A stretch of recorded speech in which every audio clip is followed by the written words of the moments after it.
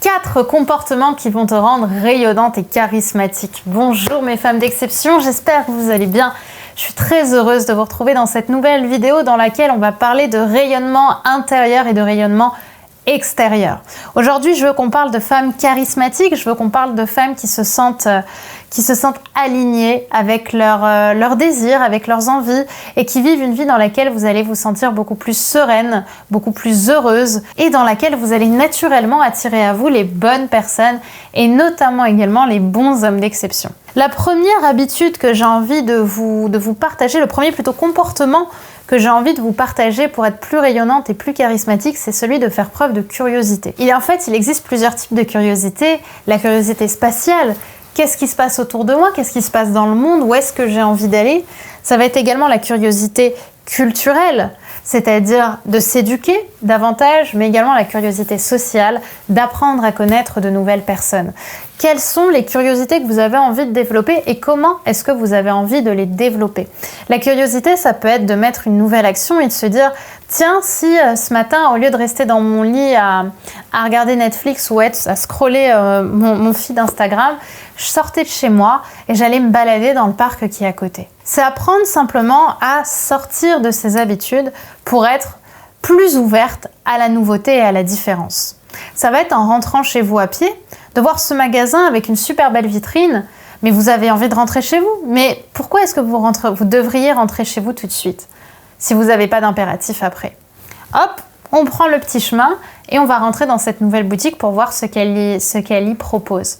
En fait, ce que je veux, c'est que vous vous habituez à la nouveauté, que vous créez ce cercle vertueux de je m'ouvre à la nouveauté, je fais preuve de cette curiosité, parce que c'est en expérimentant la nouveauté que vous allez ouvrir votre zone de confort et que vous allez également beaucoup plus facilement sortir de votre zone de confort pour aller vers la nouveauté et vers ce que vous ne connaissez pas. L'inconnu ne fera plus peur, au contraire, ce sera une véritable volonté, une véritable envie d'aller l'expérimenter et le découvrir. Et une personne qui est comme ça, c'est une personne qui se sent beaucoup plus en confiance dans sa vie, et une femme qui se sent beaucoup plus en confiance dans sa vie, c'est une femme qui est rayonnante. Le deuxième comportement que j'ai envie de te partager, c'est le comportement de la pleine conscience. La pleine conscience, c'est savoir profiter du moment présent et savoir retourner à l'essentiel. Qu'est-ce que je ressens? Qu'est-ce que je vis intérieurement? En fait, très souvent, on vit à l'extérieur de soi. C'est-à-dire qu'on ne prend pas le temps de s'écouter, d'écouter ce que notre corps, ce que notre âme ont à nous dire, et on va plutôt se projeter sur la suite des événements. On va plutôt être dans l'extérieur parce qu'on est dans une société dans laquelle on va très vite. Tout va toujours très vite, on finit une relation, on en commence une autre, ça va pas, et bien le lendemain ça doit aller mieux. On a un client dans notre société, bim, on arrête avec lui, on passe à un autre. Au final, on pense jamais à ce qui se passe à l'intérieur de nous. Qu'est-ce qu'on ressent? Et c'est comme ça que les émotions, au final, elles bloquent. Et c'est comme ça que parfois, sans raison, on va se mettre à pleurer sans comprendre pourquoi on pleure. Parce que les émotions demandent à être reconnues.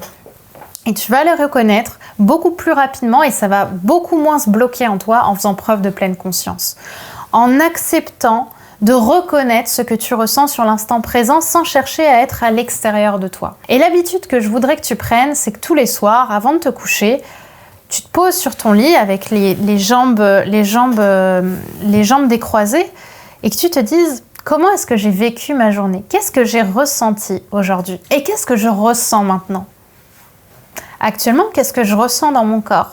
Qu'est-ce que je ressens dans ma tête? Et ainsi, tu vas beaucoup plus prendre conscience de ce qui se passe dans ton corps, des messages de ton corps qui vont remonter au conscient et tu auras beaucoup plus de facilité à te faire confiance et surtout à t'aimer. Et ça, c'est une habitude de femme rayonnante, de femme d'exception, comme j'aime bien vous appeler, parce que c'est vraiment ces moments où les informations, elles sont inconditionnelles.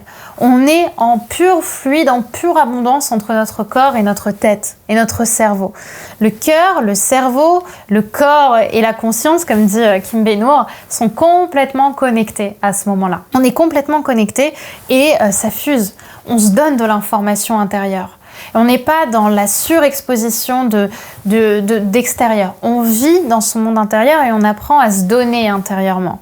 On apprend à ressentir intérieurement. Et quand tu prends conscience de ton corps et de tout ce qui se passe à l'intérieur de toi, t'envoies le message à ton corps que tu t'aimes, que tu te fais confiance et que tu as envie d'entrer dans le corps. Et c'est comme ça que naturellement, tu vas beaucoup plus t'épanouir dans ta vie parce que tu seras en train de t'écouter et tu comprendras ce que tu as besoin d'avoir pour te sentir plus heureuse, plus dans ton alignement personnel. Et ainsi, tu vas être comme un petit détective et si tu te sens pas très bien, chercher à comprendre pourquoi tu te sens pas très bien et chercher comment tu peux améliorer ça. Et c'est comme ça que peu à peu, tu vas créer ton alignement intérieur. Donc la pleine conscience, j'allais dire prenez-y conscience, mais ça fait un peu mauvaise pub télé. En tout cas, la pleine conscience, c'est une très bonne habitude à prendre pour être dans le corps, arrêter d'être dans la tête, arrêter d'être dans le monde extérieur et apprendre à ressentir dans l'intérieur pour aussi connecter pleinement à sa féminité. Le troisième comportement, ça va être celui de se chercher, de se créer un cercle de mentors. Un cercle de mentors, c'est un cercle d'hommes et de femmes qui t'inspirent et que tu as envie d'avoir à tes côtés.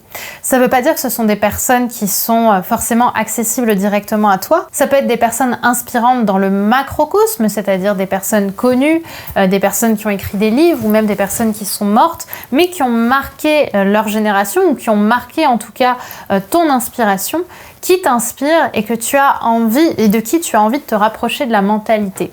Ce que j'aimerais que tu fasses pour ça, c'est que tu te fasses une petite liste de 5 à 10 personnes qui t'inspirent et que tu as envie d'avoir à tes côtés. Tu vas mélanger les personnes qui te sont proches avec des personnes qui sont beaucoup plus larges. Et chaque jour, ou chaque semaine, tu vas te renseigner sur l'une de ces personnes. Tu vas apprendre à comprendre quelles sont ses motivations. Si c'est une personne qui est morte, tu peux chercher ses discours sur YouTube ou sur Internet si c'est une personne qui est connue. Tu peux chercher à lire ce qu'elle a écrit. Tu peux également, si c'est une de tes proches ou un de tes proches, regarder des photos de son passé pour essayer de voir comment cette personne inspirait, te rappeler de souvenirs que tu as eu avec elle et même t'imaginer ce qu'elle pourrait te répondre dans telle ou telle situation. Et en fait, ce que je veux, c'est que justement tu comprennes à travers ces discours, à travers ces retours d'expérience que tu vas avoir de leur part, c'est que tu comprennes leur pourquoi. Qu'est-ce qui fait qu'ils se sentent à leur place? Comprendre d'où provient leur feu intérieur, leurs habitudes de femmes et d'hommes d'exception.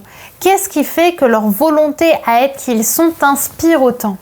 Et d'aller chercher dans leur motivation profonde. Et ça va te lier directement au charisme. Parce qu'on pense tout le temps que le charisme, c'est une qualité automatique qu'on a dès le départ. Mais le charisme, c'est simplement le fait d'apprendre à être avec un E majuscule, être peu importe la place où on se trouve. C'est apprendre à s'assumer devant les autres, peu importe de plaire ou de déplaire.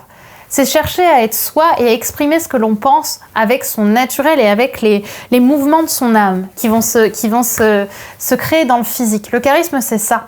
Moi, on me dit souvent que je suis une femme charismatique et ça change. Et c'est très drôle parce que parfois, c'est dans des domaines dans lesquels je me sens pas du tout légitime au premier abord.